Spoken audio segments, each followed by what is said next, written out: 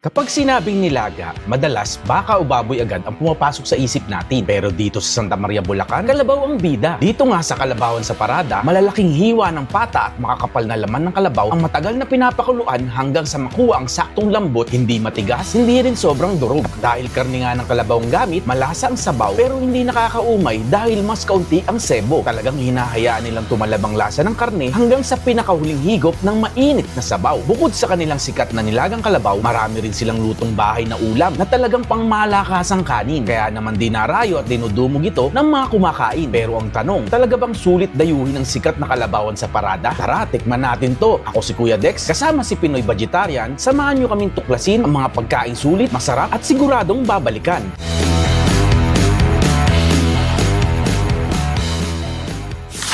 Si Merceline Fernando, asawa ko nung may-ari nito, na si Jackie Fernando. Tindahan namin Kalabawan sa Parada. Ito yung pinaka-pioneer dito sa Parada kasi kung makikita dito sa Parada, marami na talagang kainan dito. Nag-umpisa to noong 2024. Mama, itong konsepto ng negosyo, paano niyo ito naisip at anong plano dito? Yung asawa ko talaga ang nag-isip niyan. Before kasi talagang kami, namamasukan lang kami dalawa. Oh. And then minsan kumain siya sa may agham. Nakakita siya doon ng Kalabawan din. Nakita niya parang may mga motorsiklo na nagpupuntahan doon. Opo. Sinundan niya. Opo. Tapos noon, nakita niya may isang doon, kainan. Kumain din siya. Sinundan yung mga tapos nakita niya kalabaw.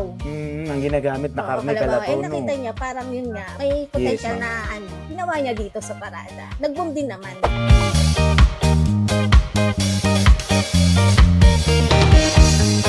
Ang karne ng kalabaw, mas mura ba yan, ma'am, kaysa sa baka? Alam ko mas mahal siya eh. Mas mahal. Oo, alam ko mas mahal ang kalabaw eh.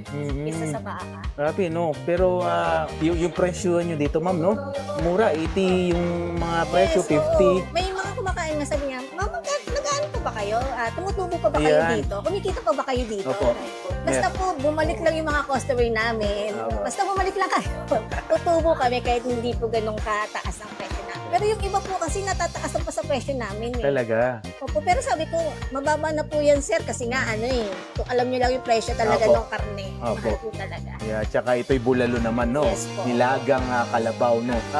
Sa araw-araw, mama, ayan, normally, on an average lang naman, no? Ilang kilo yan ang niluluto? Sa totoo lang before talagang nakakarami kami ng kilo ng laman. Dati yung laman namin is more 10 kilos pa eh. Ngayon kasi medyo tumumal talaga kami dahil na dumami na yung kainan. Opo. Yung mga na lang kami nasa 6 kilos. Ganyan na lang, no? Pero ito'y purong karne ng kalabaw, Yes. no? Wala pa yung mga pata rito, ma'am. Opo, Meron wala din pa po kayong yung pata. pata. Oo. Wala pa yung pata. Ayan. Tapos meron din kami dito mga lutong ulam. Meron Kasi din. yung iba pa, baka yung asawa ko, sabi niya baka nagsasawa na sa Opo. kalabaw. So Yeah. nag siya ng ibang luto.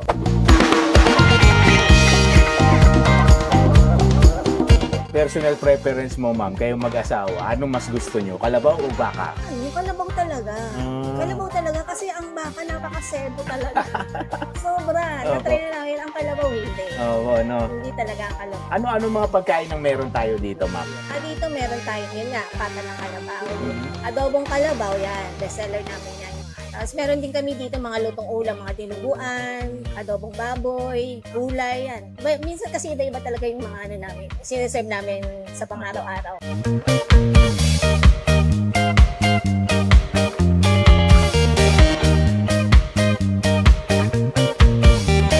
Kamusta naman ang lasa, ma'am? Ano sinasabi ng mga customers natin? Sa totoo lang, iba-iba tayo kasi ng Apo. Yung iba, sasabihin, hindi masarap. Pero more, sa mas nakakarami naman. Apo. Mas masarap yun. Kaya binabalik-balik at talaga.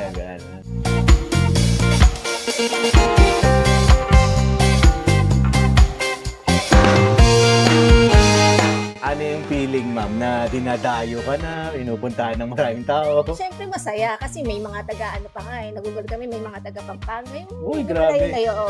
Opo. Nakakatuwa lang. Ano naman ang naging benepisyo, ma'am, ng pagnenegosyo versus sa namamasukan? May oras kami sa mga anak namin. Ayun. Yan yung pinakaano namin. May oras kami sa pamilya. Opo, ayan. Hawak na namin yung oras namin. Hindi na yung kailangan na. Hindi tulad dati na medyo kulang sa oras.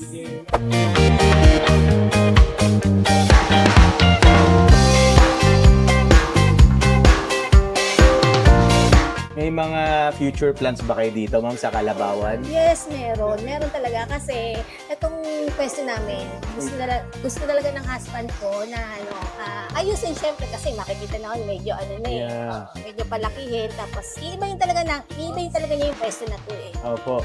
Mas pagagandahin. Sa mga gustong pumunta rito, mamasi, ano po ang exact address nyo? Dito kami sa malapit lang sa Boundary Parada. Bago mag-Roseman Pavilion, makikita nila dito yung Kalabawan sa Parada. Katabi ng DRNR store. At anong oras kayo bukas dito, ma'am? Dito bukas na kami ng 7 a.m. to 2 a.m. Alas 2 na madaling araw. Yes, Grabe, opo, no? kami. Ayan. Araw-araw ito, ma'am? Rest day kami ng every Tuesday.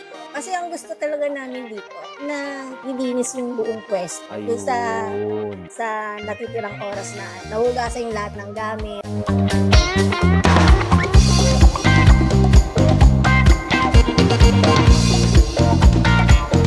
Final na lang, ano po ang mensahe mo sa mga pupunta rito, sa mga customers na nanonood? Ayun, nagpapasalamat ako sa palaging tumatangkilik ng produkto namin. Maraming salamat po sa mga kumakain. Siyempre, doon po sa mga hindi nasasarapan, pasensya na po kayo, yun yung pinaka-the best talaga na luto ng asawa ko. Pero yun, maraming salamat po. Sana patuloy niyo pa rin itong kainan tong Kalabawan sa Parada. Maraming salamat, ma'am. Thank you din po. Thank you, Sir Dex.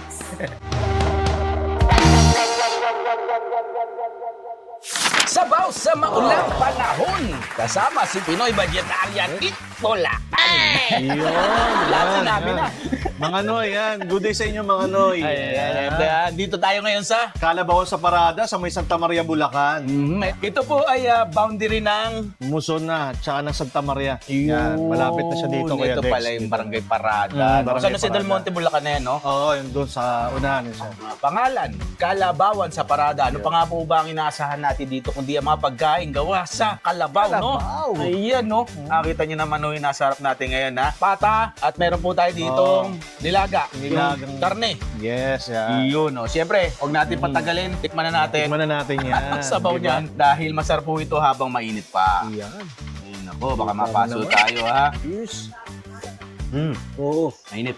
Yan. Ito po ay mabibili nyo sa halagang ito, magkano to? Yung starter nila is 80 pesos. 80 pesos yung Oo. nilaga, no? Itong pata, Yung pata nila, 150. 150. Oo. Combo yun eh, no? Oo, laman pata na May kasamang, tsaka di kanin ba? Oo. May kasama na siya kagad dalawang kanin, di ba? Oo. Solve na eh. Sa sabaw pa lang, oh. Di ba? Malasa yung sabaw. Oo. Saka yung laman niya. Alam nyo po yung nagdadala dito yung sabaw. Actually, yung laman, syempre, kung malambot, isa na ho yun, no? Yung sabaw yung nagdadala. Yun. Yung tama, laman ng kalabaw, Mm. kumpara sa baka, yun nga, mas less ang cholesterol niya, di ba? Yeah.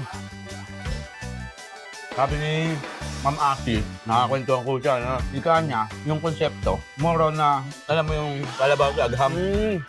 May QC. Ganun pala yung pinanggalingan nito, no? Doon nagsimula. Kaya nagkaroon po ng ganito rito, sa Barangay Parada. Napiniga ako rito, Yan. gile, Yan ang tinatawag na sauce of the champion. Yan. Di ba? Yes, wala. Mapapatis o toyo, kayo nang Pwede. bahala. Nasa Pero inyo. ang the best talaga dito is yung patis. Pataw. Check natin yun. Grabe, yung taba din niya, oh. Ako, itong Yung ano, pata. pata. Ayan, no? Di ba? Sabi, Yan. oh. Kakalas din nga tayo dito. Nandito ako. Kumalas ka na dyan. Kakalas tayo konti, ah. Sarap nung ano, no? Itong sabaw. Tayo kumakain dito, no? Mayat maya po, no? May mawawala, tapos biglang madadating, Oo, grupo-grupo. mamendo lang yung mga tao dito, eh. Tsaka hindi, ano, hindi pa isa-isa pa, grupo-grupo. Grupo-grupo, eh. Kaya pala, mapapansin nyo yung mga mesa dito, puro long table. Long table, no? Ayan, cheers tayo, Kuya Dex. Sige. Ito. Solitid, oh. Ayan, balas sa tingin mo. Cheers mo, cheers. Sarap. Gusto ko yung tamang-tamang bite yung pagkalambot niya. Grabe. Sabaw, saka yung balat niya na pata, tapos may, ayan, patis mansi, sili. Grabe. Di ba? Susubo ang ganyan. Tama. Tapos, iinumin mo yung sabaw ng ganito. Pinoy vegetarian po, supportahan natin, ha? Uwi na. Hindi lang umalis, eh. Ganyan, joke lang. Sarap eh. No. Ito po mga pagkain dito, pinakain namin ngayon. Hindi lang ito meron dito. Meron din po silang ganito na kalabaw na kung tawagin ay overload. Meron silang overload, Meron din po silang May yung mga sisling lutong din ulam. sila. Tsaka lutong ulam. Ayun. Mami, 50 pesos, no? Oo, Yung halong tamang siomay. merienda. May siomay, may egg, tsaka yung kalabaw na Tama. mami. Yan.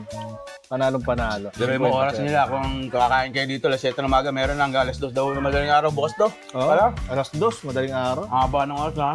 Martes lang, huwag lang kayo punta ng Martes dahil sa daw po Oo. pag Martes, no? Ako, ayun, bago pa po kami magkaigihan dito ng kain na at mabakbakan na namin ng gusto to, nais ko na pasalamatan si Ma'am Asi at si Sir Jack mo. Sir Jackie. Mamayari po nitong Kalabawan sa Parada. Siyempre, sana masuportahan po natin. Support local po tayo dito. Mabisita natin sa Tamaria, Bulacan, no? Dito po, sa Barangay Parada, no? God bless us all, no? Ya. Ingat po tayo palagi para po dito. Iyan, no? Mabisita to. Masarap, no? Ya. Okay siya. Panalo. At ako po yung likod. Pwede kasama pa rin si Pinoy vegetarian. Iyan, no? Ang Eat Bulacan din. Bulacan, Follow nyo no? na yan. Ayan, no? Siyempre, hindi natin na pagmamahal. Hanggang susunod, samahan nyo kami. Bye! Yun, no? Banat na. Pipigilan tayo kumain. Banat!